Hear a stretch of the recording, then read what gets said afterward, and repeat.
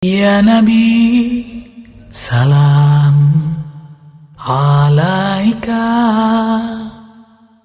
Ya Rasul, salam alaika. Yang ke-38 kita baca bersama. Bismillahirrahmanirrahim. An Abi Sa'idin al-Khudri radhiyallahu anhu qala sami'tu Rasulullah sallallahu alaihi wa alihi wa sahbihi wa sallam yaqul man ra'a minkum munkaran falyughayyirhu biyadihi fa in lam yastati' fa bilisanihi fa in lam yastati' fa biqalbihi wa dzalika adhaful iman. Rawahu Muslim.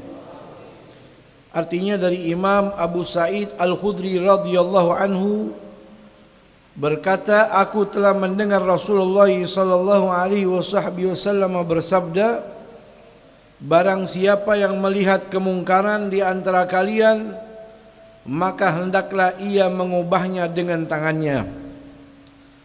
Dan apabila tidak mampu, maka hendaklah dia ubahnya dengan lisannya. Dan jika ia tidak mampu, maka hendaklah diubahnya dengan hatinya. Dan itu adalah selemah-lemahnya iman. Hadis riwayat Imam Muslim. Hadis malam ini hadis yang ke-38 yang dibawa oleh Imam Abi Sa'id Al-Khudri, seorang sahabat Rasul yang mendapat julukan dari nama putranya yang bernama Sa'id. Abi Sa'id, nama beliau adalah Sa'ad bin Malik bin Sinan Al-Khudri. Beliau salah satu sahabat Rasul, anak daripada seorang sahabat yang bernama Malik. Pembawa hadis malam ini adalah Abi Sa'id yang bernama Sa'ad, seorang sahabat yang boleh sedikit kita kenali biografi beliau. Semoga Allah turunkan rahmat untuk kita. Beliau adalah salah seorang sahabat Rasul yang dikenali dengan keutamaan ilmunya. Beliau salah seorang sahabat yang di zaman beliau hidup menjadi ulama. Bahkan beliau banyak membawa riwayat hadisnya Rasul, lebih daripada 1000 hadisnya Rasulullah SAW. Abi Sa'id, Sa'ad bin Malik bin Sinan Al-Khudri ini meriwayatkan hadis Rasul jumlahnya 1170 hadis.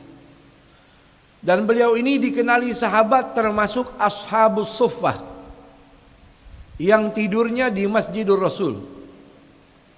Bukan orang kaya raya, tidak punya rumah, jadi tidur dan bermalamnya di Masjidun Nabawi. Dan beliau ini umurnya panjang sampai 94 tahun. Pada tahun 74 Hijriah beliau meninggal dunia di kota Madinah, dimakamkan di Baqi'. Suatu saat kalau Allah panggil kita bisa pergi haji, pergi umrah, amin. Mudah-mudahan kita bisa berziarah ke makam Rasul. Setelah itu kita berziarah ke Baqi'. Di antaranya ada kuburan Abi Sa'id Al-Khudri, seorang sahabat yang membawa hadis untuk kita malam ini. Beliau ini, Imam Sa'ad bin Malik Al-Khudri ini punya ayah namanya Malik, yang ikut berjuang bersama Rasul di perang Uhud. Imam Malik bin Sinan ini, saudara, ketika ikut perang bersama Rasul di perang Uhud, mendekat kepada Rasul. Saat itu Rasul jidatnya tersobek, bercucuran tanah, bercucuran darah bercampur dengan debu tanah. Malik bin Sinan mendekat kepada Rasul berkata, wahai Rasul, apakah diizinkan saya membersihkan darah yang ada di wajahmu? Maka diperkenankan oleh Nabi. Maka Malik bin Sinan, ayah daripada Sa'ad pembawa hadis ini, dia mendekat kepada Nabi, bukan dibersihkan dengan pakaiannya atau dengan selampe atau dengan kain, tapi dijilati wajahnya Rasulullah. Sampai kata Rasul dalam hadisnya, bal'uh atau majjuh, mujjahu, muntahkan wahai Malik. Faqala Malik, la ya Rasulullah, tidak bakal saya muntahkan. Artinya sengaja saya ingin mengambil berkah dari darah antum wahai Rasulullah. Maka Rasul bersabda, man arada an yandura ila rajulin min ahlil jannah falyandur ila hadar rajul. Siapa orang pengen lihat ciri-ciri karakter penghuni sorga, pengen tahu, lihat inilah ciri-ciri orangnya, Malik bin Sinan. Tidak lama kemudian gugur sebagai syahid, jatuh sebagai pahlawan. Setelah Nabi pulang dari perang Uhud, disambut sama orang-orang Madinah. Ada bapak-bapak, ibu-ibu, keluarga-keluarga para pahlawan, di antaranya ada anak kecil. Dari kejauhan Nabi kenali, dia adalah Sa'ad bin Malik. Kata Nabi, Sa'ad bin Malik. Qala na'am bi abi anta wa ummi ya Rasulullah. Masih kecil, namanya Sa'ad bin Malik, anak daripada Malik bin Sinan tadi. Sa'ad bin Malik yang membawa hadis malam ini masih kecil. Kata Nabi, kemari. Fadana minhu wa qabbala rukbatih. Lalu dia mendekat kepada Nabi. Ini Sa'ad bin Malik yang masih kecil. Langsung dia peluk dengkulnya Nabi sambil diciumi. Lalu Rasul mendoakan, ajarakallahu fi abika li'annahu qutila syahida. Semoga Allah limpahkan pahala untuk ayahmu, karena ayahmu sudah gugur sebagai syahid. Semenjak detik itu dia tidak bisa menjauh dari Rasul, karena dia beranggapan Rasul adalah orang tuanya. Imam Sa'ad bin Malik bin Sinan yang membawa hadis ini, semoga Allah meridainya dan kita mendapatkan barokahnya, amin. Lalu beliau berkata, sami'tu Rasulullah sallallahu alaihi wasallam, saya mendengar beliau bersabda, man ra'a minkum munkaran, man harfu jazmin wa syartin, barang siapa ra'a, dia melihat, baik melihat langsung atau mendengar dari orang yang melihat, baik dia melihat dari segi mata zahir atau dari mata batin karena ketinggian dan keluhuran makomnya di sisi Allah. Man ra'a minkum, barang siapa yang melihat, minkum ayyuhal muslimun al mukallafun al qadirun, orang-orang muslim yang sudah balik agil, yang mampu di antara kalian, barang siapa yang sudah melihat munkaron, suatu kemungkaran. Mungkaron itu artinya manahahullahu wa rasuluh, apa-apa yang dilarang sama Allah, apa-apa yang dilarang oleh Rasul, qaulan au amalan au i'tiqadan walau sagiran. Apa yang dilarang oleh Allah, baik ucapan atau perbuatan atau pemahaman atau pemikiran atau akidah, walaupun sedikit, walaupun kecil, itu namanya munkar. Apa yang keluar dari jalur koridor Allah, koridor Rasul, koridor Quran, dari jalur koridor hadis, berarti itu munkar. Barang siapa di antara kalian yang melihat kemungkaran, kata Nabi dalam hadis ini, falyughayyirhu biyadi, faknya jawab syarat, maka hendaklah dia merubah itu dengan tangannya. Ini yang pertama. Yang kedua, fa in lam yastati, kata Nabi, kalau tidak mampu merubah dengan tangan, fa bilisani, maka dengan lisan.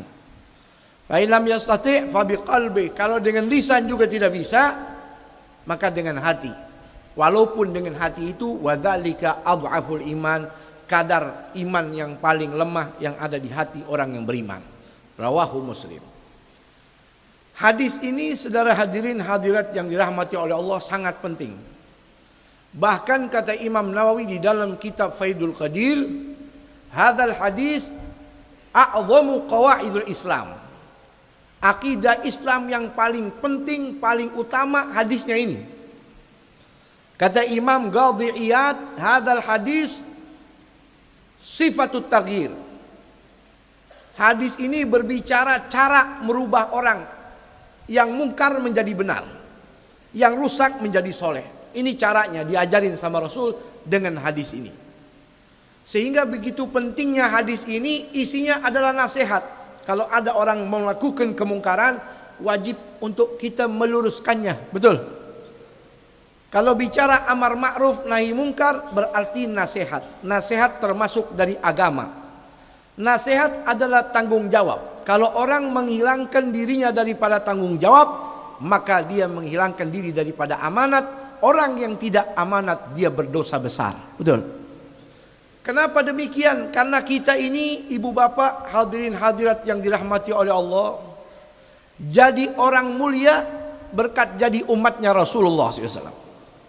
Umatnya Rasul banyak, tapi yang dimaksud oleh Allah di dalam Al-Quran yang paling mulia, kuntum khaira ummatin ukhrijat linnas ta'muruna bil ma'rufi wa tanhauna 'anil munkar wa tu'minuna billah. Kalian adalah sebaik-baik umat. Yang macam apa? Yang menegakkan amar ma'ruf nahi mungkar, beriman kepada Allah dan Rasulnya. Ta'muruna bil ma'ruf wa tanhauna 'anil munkar wa tu'minuna billah, dan beriman kepada Allah Subhanahu wa taala. Baru bisa menjadi sebaik-baik umat. Mudah-mudahan kita masuk di dalamnya, amin. Hadis ini, melalui hadis ini kita diajarin sama Rasul. Ada kalanya kemungkaran itu bisa ditegakkan dengan tangan. Tapi tidak semua kemungkaran bisa dibersihkan dengan tangan. Bisanya pakai lisan.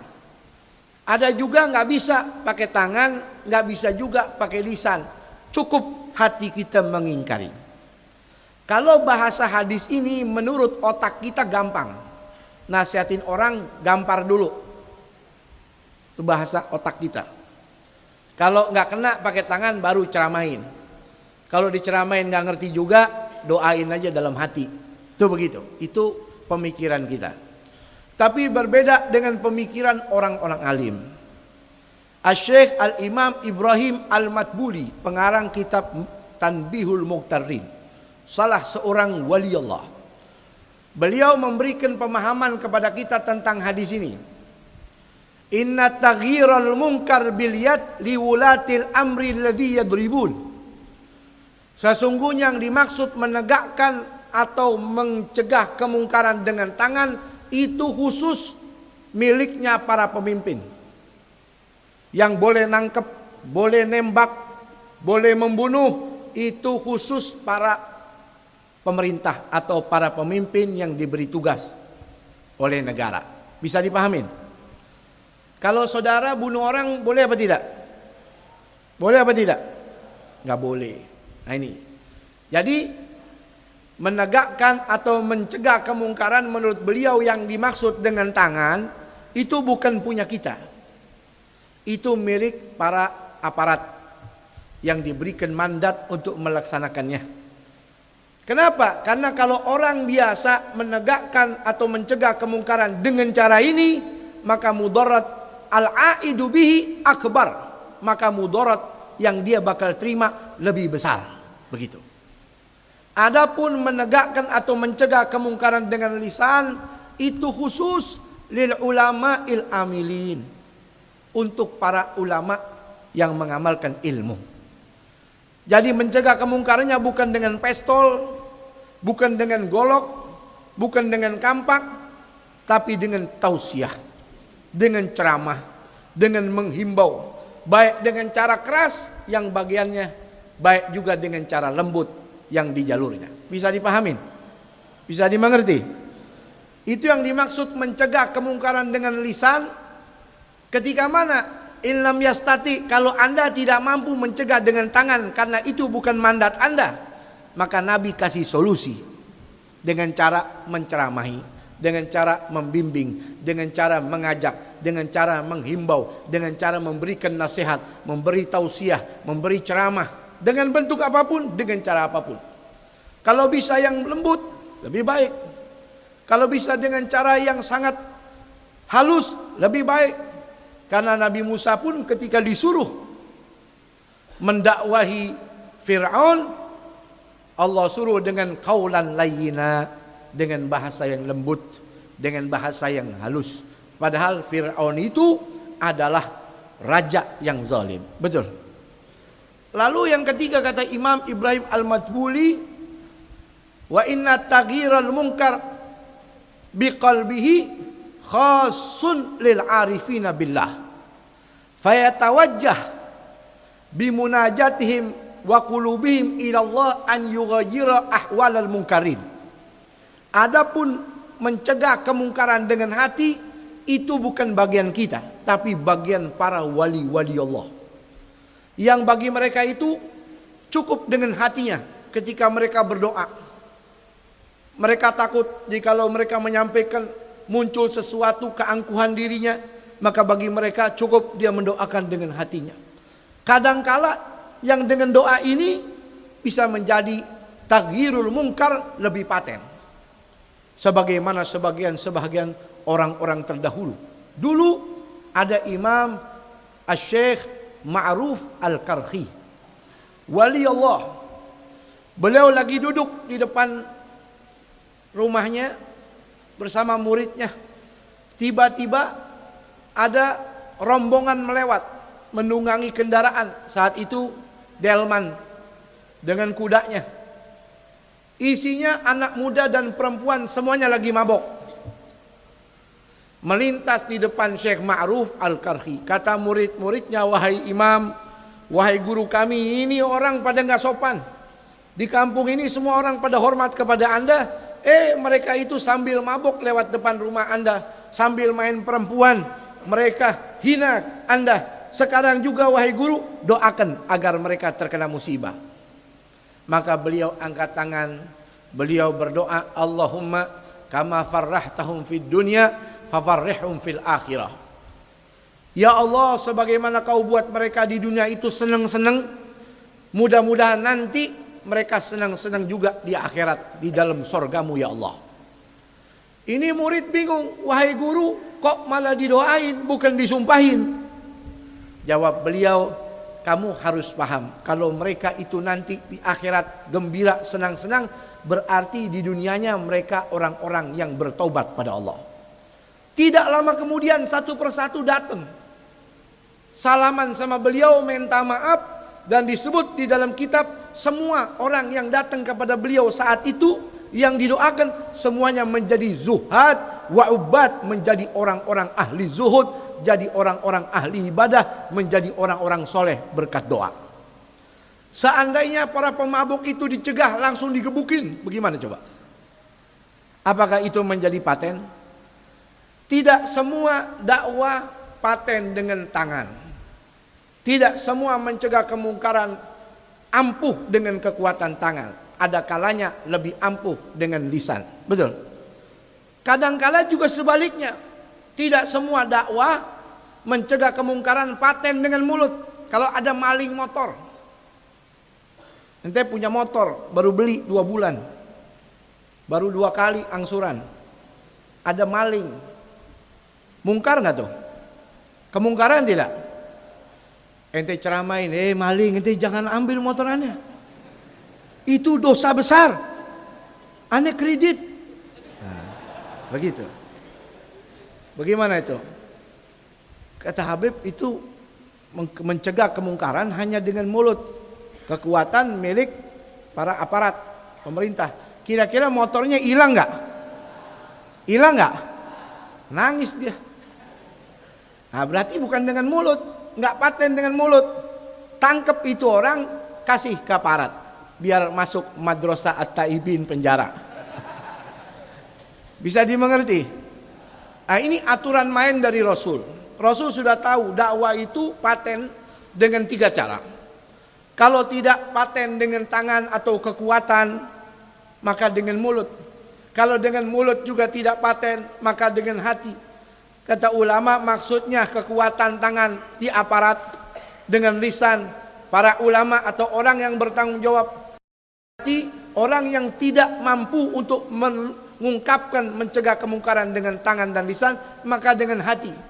Sehingga ma'asyil hadirin wal hadirat rahimakumullah, kembali kita ke dasar hadis. Amar ma'ruf nahi mungkar itu penting, betul. Sampai kata Nabi di dalam hadisnya, beliau mengatakan dan menganjurkan, la ta'muruna an-nasa bil ma'rufi wa la tanhauna 'anil munkar aw la yusallitannallaha 'alaikum shirarukum fatad'una khiyarukum fala yustajabu lakum. Sungguh kalian harus menegakkan amar ma'ruf, mencegah kemungkaran. Kalau tidak kalian lakukan, Allah akan jadikan musuh-musuh kalian, orang-orang yang jahat akan menguasai kalian. Bahkan kalau kalian minta tolong sama Allah, berdoa, Allah tidak akan mengabulkan. Ya ayuhan nas, muru bil ma'ruf wantahu 'anil munkar. Dalam hadis lain Rasul memberikan nasihat kepada kita nih. Hai sekalian manusia, ajak orang berbuat baik, cegah orang melakukan kemungkaran. Qabla an tad'ullaha fala yastajiba lakum. Sebelum waktu di mana kalian berdoa, doa kalian tidak bakal diterima sama Allah. Wa tastaghfirunallaha fala yughfar lakum. Sebelum kalian minta ampun istighfar, tapi istighfar kalian tidak ada guna. Kenapa? Enggak peduli orang mau ibadah, enggak peduli kemungkaran di mana-mana. Ini orang yang tidak punya sifat peduli di dalam amar ma'ruf nahi mungkar, doanya enggak diterima sama Allah. Istighfarnya enggak diterima. Seandainya dia orang yang dikenali berilmu, dia tinggal di kampung, salah satu kampung di mana dia tinggal isinya maksiat semua, dia tidak menyampaikan kewajiban amar ma'ruf nahi mungkar, maka al bala yaum, kata Nabi, bala itu akan merata. Yang baik, yang tidak baik, semua kena musibah gara-gara orang itu tidak peduli kepada amar ma'ruf nahi mungkar. Dulu saudara, ada suatu kampung yang di situ ada ulama yang dikenali dalam sekali ilmunya. Tapi di kampung itu juga dikenal maksiat di mana-mana. Ketika Allah Subhanahu wa taala memerintahkan malaikatul azab untuk menimpakan musibah agar diratakan azab untuk mereka, ini malaikat bertanya terlebih dahulu kepada Allah. Ya Allah, di sana ada orang alim ya Allah. Di sana ada orang yang ngerti. Masa ia dihancurkan semua atau bagaimana? Apa kata Allah? Wabihi fabda. Sebelum warga kampungnya kena azab, itu orang alim itu terlebih dahulu timpakan azab dan musibah sebelum warganya. Nauzubillahimin. Oleh karena itu, saudara, amar ma'ruf nahi mungkar itu bukan tugas para ulama saja. Semua orang punya tanggung jawab, betul? Seorang bapak punya tanggung jawab kepada istri, kepada anaknya, kepada keluarganya. Seorang guru punya tanggung jawab kepada murid-muridnya. Itu semua wajib ditegakkan dan dilaksanakan apa yang menjadi kewajibannya sebelum Allah Subhanahu wa taala menimpakan azab atau musibah kepada kita orang-orang yang tidak peduli kepada amar ma'ruf dan nahi mungkar. Pelajaran singkat ini mudah-mudahan ada guna dan manfaatnya buat kita semua. Hadanallahu wa iyyakum ajmain. Assalamualaikum warahmatullahi wabarakatuh.